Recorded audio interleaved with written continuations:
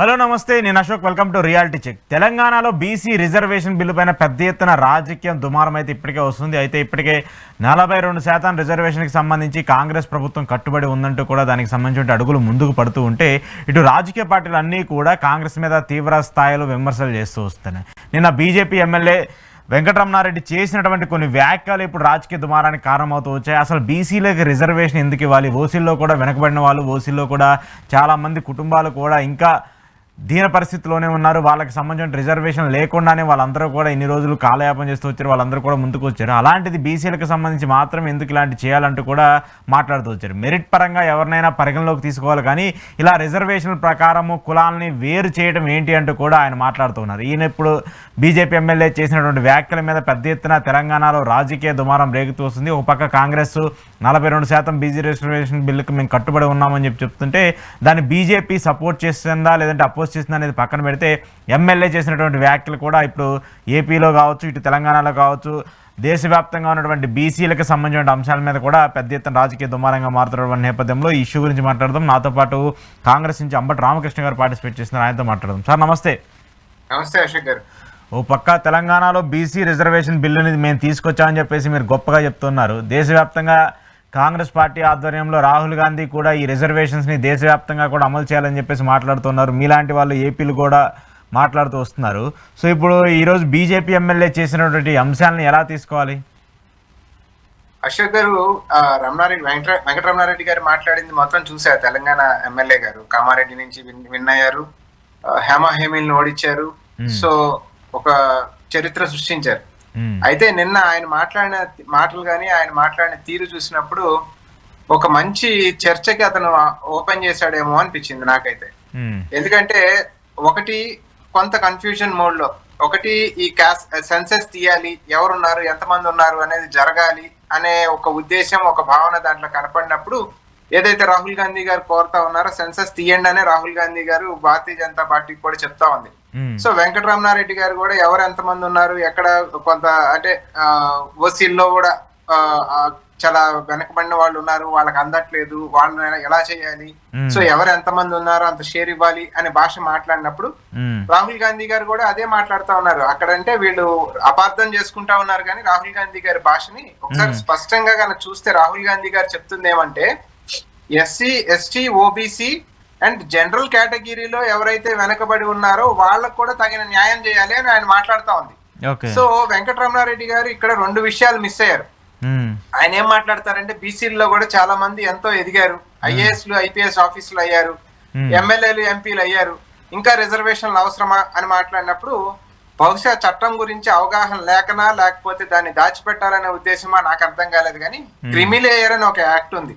So క్రిమి layer లో once IAS లో, ఐపీఎస్ లో, లేకపోతే గ్రూప్ 1 సర్వీసెస్ లోనో, ఎమ్మెల్యేలో, ఎంపీలో అయినప్పుడు, ఆ మంత్రులు అయినప్పుడు వాళ్ళకి రిజర్వేషన్ వర్తించదండి. వాళ్ళ రిజర్వేషన్ బీసీలు క్రిమి లేయర్ లో, వన్స్ క్రిమి లేయర్ లో వచ్చిన తర్వాత బీసీల ఆ స్థాయి ఆఫీసర్స్ లేకపోతే ఎమ్మెల్యేలు, ఎంపీలే కాదండి.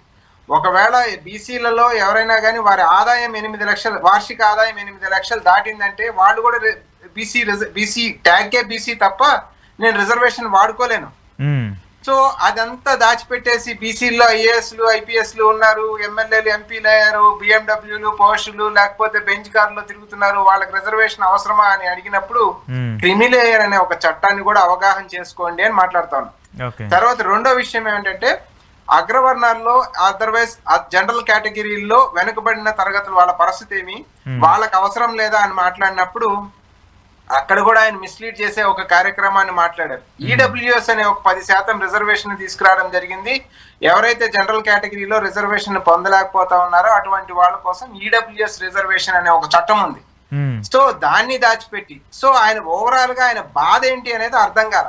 ఎండ్ ఆఫ్ ది డే ఆ ఆర్ఎస్ఎస్ యొక్క మైండ్ సెట్ అంటే బహుశా పాతకాలపు కాంగ్రెస్ నాయకుడే కానీ వన్స్ భారతీయ జనతా పార్టీలో చేరిన తర్వాత ఆయన భుజం మీద కండవా, నుదుటిన తిలకం అవన్నీ చూసి ఆర్ఎస్ఎస్ భావజాలం చూసిన తర్వాత ఒక గందరగోళ స్థితిలో అసలు ఎస్సీ, ఎస్టీ, ఓబీసీ రిజర్వేషనే తీసేయాలి అనే ఒక మాట కూడా మాట్లాడుతూనే మళ్ళీ రిజర్వేషన్ ఉండాలి అన్నారు. రిజర్వేషన్ తీసేయాలి, అందరికీ సమానంగా ఉండాలి, టాలెంట్ ఆధారంగా ఇవ్వాలి అని మాట్లాడతారు. సో అందరికీ సమానంగా ఉండాలి, టాలెంట్ ఆధారంగా ఇవ్వాలి అన్నప్పుడు ఇనీషియల్ గా మనకి వాళ్ళకి సమకూర్చే సదుపాయాలు ఏ దశలో సమకూర్చగలుగుతా ఉన్నాం, అందరికీ ఈ దేశంలో సమానమైన అవకాశాలు, సమానమైన సౌకర్యాలు, సమానమైన సదుపాయాలు ఉన్నాయా, అటువంటి కనుక కల్పిస్తే డెఫినెట్ గా ఆయన చెప్పినట్టు ఇటువంటివి అందరికీ సమానంగా ఉన్నారు. భూమి గురించి మాట్లాడారు, లేకపోతే అసెట్స్ గురించి మాట్లాడారు. ఎస్, అదే రాహుల్ గాంధీ చెప్తా ఉంది, ఈ దేశంలో భూమి అంతా ఎవరి చేతుల్లో ఎక్కువ ఉంది, ఎవరి చేతుల్లో తక్కువ ఉంది, ఎవరిని న్యాయం చేయాలి, అదేవిధంగా ఎకనామిక్ రిసోర్సెస్ ఎవరి చేతుల్లో ఎంత ఉన్నాయి, ఎవరెవరు ఏ ఏ పదవుల్లో ఎంతమంది ఉన్నారు, ఇదే కదా డేటా ఆయన తీయమని రాహుల్ గాంధీ గారు ఆ సెన్సస్ తీయమని అడుగుతా ఉంది. సో ఆ సెన్సస్ ఏవి తీయకుండా మనం మాట్లాడడం అనేది ఎంతవరకు న్యాయం? పైగా 75 సంవత్సరాల స్వాతంత్ర తర్వాత రిజర్వేషన్స్ ఎందుకు ఇవ్వాలి మాట్లాడేటప్పుడు, ఎస్ మీరే రమణారెడ్డి గారు మీ నరేంద్ర మోడీ నాయకత్వంలోని ఎన్డీఏ గవర్నమెంట్ చెప్పండి, స్వాతంత్రం వచ్చి 75 సంవత్సరాలు అయిన తర్వాత కూడా each and every assembly session తీయండి, 5 ఏళ్ల కాల పరిమితిలో బీసీలు ఎంతమంది రిప్రజెంటేషన్ ఉన్నారు. ఎస్, అదృష్టవశాత్తు అంబేద్కర్ గారు ఎస్సీ ఎస్టీలకు రిజర్వేషన్ కల్పించారు కాబట్టి వాళ్ళ పర్సెంటేజ్ కి అనుగుణంగా వాళ్ళు అసెంబ్లీలోకో పార్లమెంట్ లోకో అడుగు పెట్టగలుగుతున్నారు. కానీ రిజర్వేషన్ ఇవ్వకపోయేటప్పటికి బీసీలు అంతే శాతం, వాళ్ళు ఉన్నంత శాతం బీసీలు అసెంబ్లీలో అడుగు పెట్టగలుగుతున్నారా? సో మనం ఒక అవకాశం ఇచ్చాం కాబట్టి వాళ్ళు రాగలుగుతున్నారు. కానీ అవకాశం ఇవ్వని ఏదైతే బీసీ కమ్యూనిటీ ఉందో దాన్ని అంత ఉదారంగా వాళ్ళని తీసుకొచ్చి మనం అసెంబ్లీలో కూర్చోబెట్టే పరిస్థితుల్లో మనం ఉన్నామా? అంత సదుపాయాలు, అంత అవకాశాలు కల్పించామా? సో అటువంటి దానికి కదా వెంకటరమణారెడ్డి గారు సమాధానం చెప్పాల్సింది. పైగా ఎప్పుడైతే లోకల్ బాడీస్ లో 42% అన్నామో, ఒకవేళ ఈ 42% కనుక చట్టం అమలైతే ఆ చిన్న చిన్న అది పంచాయతీ ప్రెసిడెంట్లు, మండల ప్రెసిడెంట్లు, ఎంపీటీసీలు, జెడ్పీటీసీలకి మన కోట తగ్గుద్దేమో అనే ఒక బాధ అతనిలో కనపడింది తప్ప మన సమానత్వం అనే పదం కూడా మళ్ళీ సమానత్వాన్ని వాడుతూ కులరహిత సమాజం ఉండాలి అని కూడా ఒక పదం మాట్లాడతారు. కులరహిత సమాజం ఎప్పుడు వస్తుంది?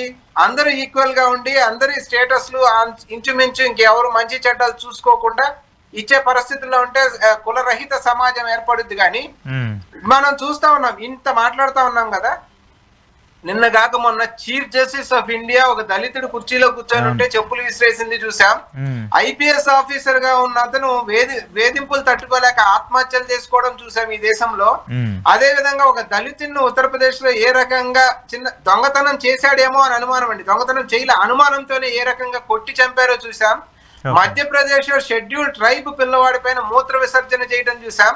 హత్రాస్ లో ఒక దళిత యువతి పైన మానభంగం చేసి చంపేస్తే ఆ పాప యొక్క బాడీని కూడా పేరెంట్స్ కి, తల్లిదండ్రులకు ఇవ్వకుండా అర్ధరాత్రి ఏ రకంగా పోలీస్ వ్యవస్థతో ఉత్తరప్రదేశ్ ప్రభుత్వం, యోగి ఆదిత్యనాథ్ ప్రభుత్వంలో ఆ దళిత బాలిక యొక్క మృతదేహాన్ని ఏ రకంగా ఖననం అర్ధరాత్రి పూట చేశారో చూసాం.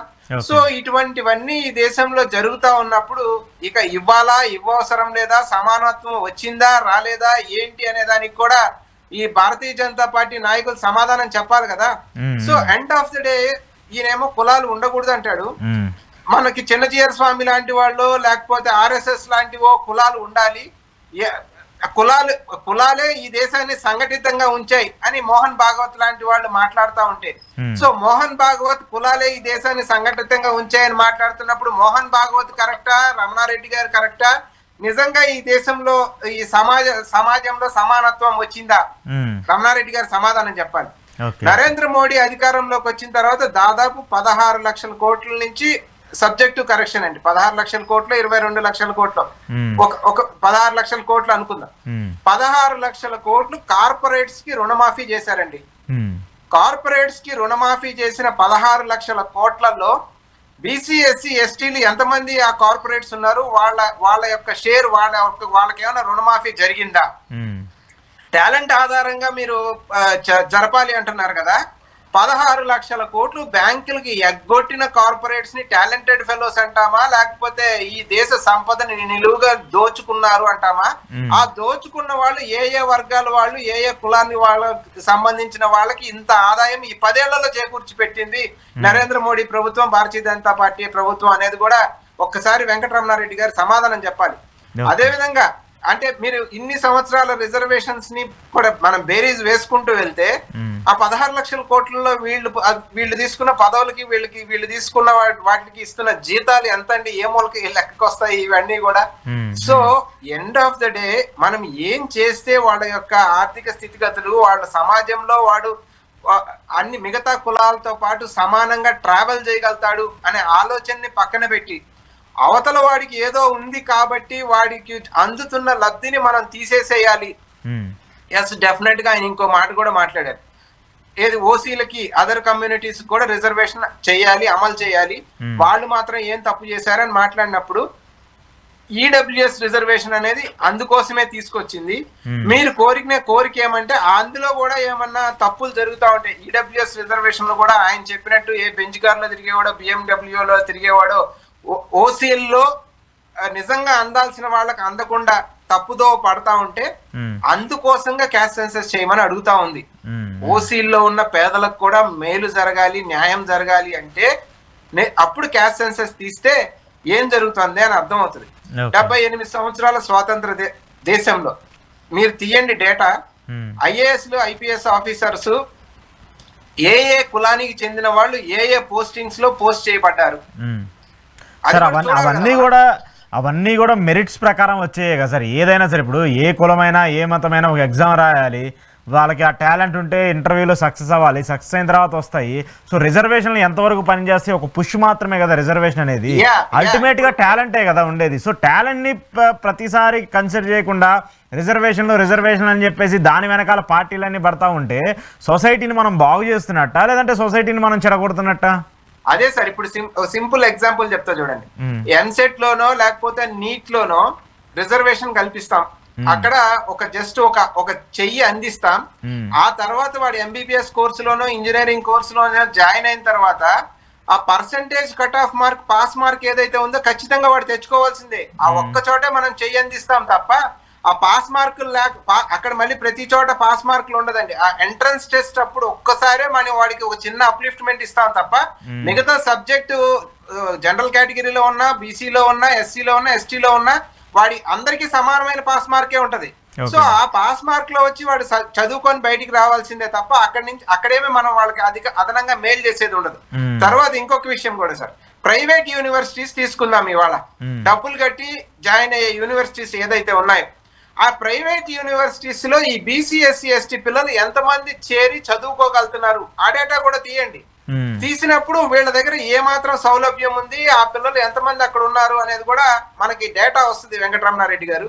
సో ఈ రకంగా రాహుల్ గాంధీ గారు అందుకే ఏం చెప్తా ఉన్నారంటే సోషియో ఎకనామిక్ స్టడీ ఈ దేశంలో జరిగితేనే ఎవరెవరు ఎంతెంత మంది ఏ పోస్టింగ్ లో ఉన్నారు. ఉదాహరణగా ఆయన పార్లమెంట్ సెక్రటరీస్ 90 మందిలో 3 బీసీలు, 1 2 ఎస్సీలు, 1 ఎస్టీ. సో మిగతా దాదాపుగా 84 మంది ఏ వర్గాలు ఏ కులాల వాళ్ళు ఉన్నారు. వీళ్ళేమో జనాభా చూస్తేనేమో ఈ 3-4 వర్గాల ఏది ఎస్సీ ఎస్టీ ఓబీసీ మైనారిటీ జనాభా చూస్తేనేమో 90% ఉన్నారు. రిప్రజెంటేషన్ చూస్తేనేమో 3-4% ఉంది. సో ఎందుకు ఆ పొరపాటు జరుగుతా ఉంది? ఈ డేటా అంతా బయటికి తీస్తే వెంకటరమణారెడ్డి గారు లాంటి వాళ్ళకి నరేంద్ర మోడీ సమాధానం చెప్పడానికి అవకాశం ఉంటుంది. సో అందుకోసంగా క్యాస్ట్ సెన్సస్ చెయ్యండి, కుల జనగణన చెయ్యండి అని రాహుల్ గాంధీ గారు అంటే ఎక్కువ ఇచ్చేస్తున్నామో ఎక్కువ అనుభవించారేమో అనే ఒక అనుమానం ఏదైతే ఉందో ఆ అనుమానం నివృత్తి చేయడానికి పనికొస్తుంది క్యాస్ట్ సెన్సస్. అదే విధంగా ఒకవేళ వాళ్ళకి గనక అందించలేకపోతా ఉంటే ఎవరెవరికి ఏ వర్గాలకు మనం ఎంత తక్కువ అందించాం, ఏం చేస్తే వాళ్ళని అప్లిఫ్ట్ చేయగలుగుతాం, రెమెడీ కూడా దొరుకుతుంది. సో దానికోసంగా క్యాస్ట్ సెన్సస్ చెయ్యండి అని అడుగుతున్నప్పుడు ఇక్కడ ఆయనల్లా మిస్ అయింది ఏమంటే బీసీఎల్లో మీరు చెప్పిన సంపన్న వర్గాలకి క్రిమిలేయర్ అనే ఒక అడ్డుకట్ట వేసి వాళ్ళకి రిజర్వేషన్ అనుభవించే ఛాన్స్ లేదు. అదే విధంగా ఓసీల్లో ఈడబ్ల్యూఎస్ రిజర్వేషన్ తీసుకొచ్చి వాళ్ళకు కూడా కావాల్సిన సదుపాయాలు అందిస్తున్నారు.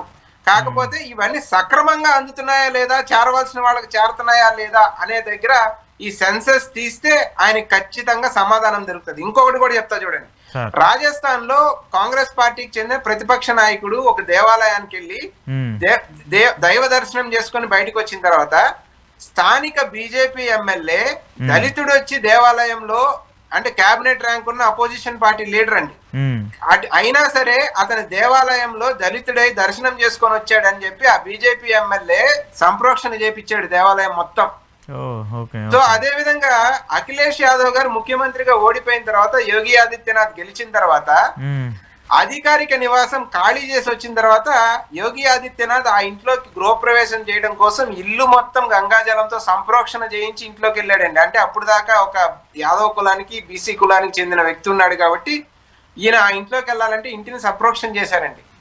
సో అటువంటి మానసిక స్థితి కలిగిన ఈ దేశంలో కులాలు లేవు, కులాల ఆధారంగా మనం ఎట్లా రిజర్వేషన్ ఇస్తాం, ఇవన్నీ మాట్లాడినప్పుడు అనుభవించే వారికి మాట్లాడడానికి చాలా ఆనందంగా ఉంటది తప్ప ఎవరైతే కష్టపడతా ఉన్నారో, ఎవరైతే దాని వల్ల సొసైటీలో భావంతో బతుకుతా ఉన్నారో వాళ్ళ పెయిన్ మనం అక్కడ ఉండి చూడగలితేనే అర్థం అవుతుంది తప్ప 42% రిజర్వేషన్ ఇవాళ స్ట్రైట్ గా మాట్లాడండి. బీసీలకు 42% రిజర్వేషన్ ఇవ్వడానికి మీరు ఇష్టమా, ఇష్టం కాదా? ఇష్టమైతే ఏదైతే సుప్రీంకోర్టులో ఇవాళ కేసు నడుస్తా ఉందో ఒకవేళ అది కాకపోయినా నరేంద్ర మోడీ గారికి చెప్పి చట్టం చేపించి సమానంగా అందరినీ చూద్దాం, పంపించండి అని చెప్పండి. అదే విధంగా బీసీలు అనుభవించారని మీరు ఏదో బాధపడతా ఉన్నారు, డేటా తీయండి. ఈ రోజున అసెంబ్లీలో డేటా తీయండి, ఎంతమంది బీసీలు రిప్రజెంటేషన్ ఉంది, వాళ్ళ పాపులేషన్ శాతం ఎంత, మిగతా కులాల వాళ్ళు ఎంత ఉన్నారు. సో బీసీలుగా మనం అక్కడ దాకా చేరుకునేదానికి మనం అవకాశం ఇవ్వాలా లేదా అనే డేటా తీసి చూసుకోవాలి కదా వెంకటరమణారెడ్డి గారు మాట్లాడేటప్పుడు. ఇదంతా కూడా కేవలం భారతీయ జనతా పార్టీ ఆర్ఎస్ఎస్ యొక్క భావజాలం. ఏదంటే దళితులు కానీ, షెడ్యూల్ ట్రైబ్స్ కానీ, వెనకబడిన తరగతుల వాళ్ళు కానీ వీరెవరు ఎదగకూడదు. మనం ఇంకోటి కూడా చూసుకుంటే వీళ్ళ భావజాలం కనుక చూసుకుంటే జస్టిస్ ఎన్ రమణ గారు కానీ, వెంకయ్యనాయుడు గారు లాంటి వాళ్ళు ఆంధ్రప్రదేశ్ లో మాట్లాడుతూ ఉంటారు, గవర్నమెంట్ బళ్ళల్లో తెలుగు మీడియం మాత్రమే ఉండాలి, ఇంగ్లీష్ చదువుకోకూడదు. సో వీళ్ళందరూ ఆలోచన కూడా అదే విధంగా ఉంది. బహుజనులు పూర్తి స్థాయిలో ఎడ్యుకేట్ కాకూడదు, ఎడ్యుకేట్ అయినా వాళ్ళకు సమాన స్థాయిలో అవకాశాలు రాకూడదు, ఉద్యోగాలు రాకూడదు, వాళ్ళు నాతో సమానంగా ఎదగకూడదు అనే భారతీయ జనతా పార్టీ యొక్క ఆలోచన భావజాలం ఏదైతే ఉందో, బహుజనులు ఇంగ్లీష్ మాట్లాడినా తట్టుకోలేరు, బహుజనులు ఐఏఎస్ ఆఫీసర్లు అయినా తట్టుకోలేరు. వాళ్ళకి అంతో ఎంతో అవకాశాలు కల్పిద్దాం అని కాంగ్రెస్ పార్టీ, రాహుల్ గాంధీ లాంటి వాళ్ళు పోరాడుతున్నారు. రేవంత్ రెడ్డి గారి నాయకత్వంలో బిల్లు తీసుకొచ్చినా వీళ్ళకి చాలా యావగింపుగా, కంటగింపుగా ఉంది అనేది భారతీయ జనతా పార్టీ నాయకుడు మనకి వెంకటరమణారెడ్డి గారు మాట్లాడిన దాంట్లో స్పష్టంగా అర్థం అవుతా ఉంటుంది అశోక్ గారు. ఓకే, మీ వర్షన్ మీరు చెప్పారు, ఆయన వర్షన్ ఆయన చెప్పారు. మరి రెండు పార్టీలు కూడా దీని మీద ఎలా స్పందిస్తాయి ఏంటి అనేది కూడా చూద్దాం సార్. మరి దీనికి మీరు చేసిన కామెంట్స్కి బీజేపీ వాళ్ళు ఏం కౌంటర్ ఇస్తారు కూడా చూద్దాం sir. Thank you sir, thank you very much. Thank you Ashok garu. ఇది అంబటి రామకృష్ణ గారితో స్పెషల్ ఇంటర్వ్యూ. చూస్తూనే ఉండండి ఏహ టీవీ.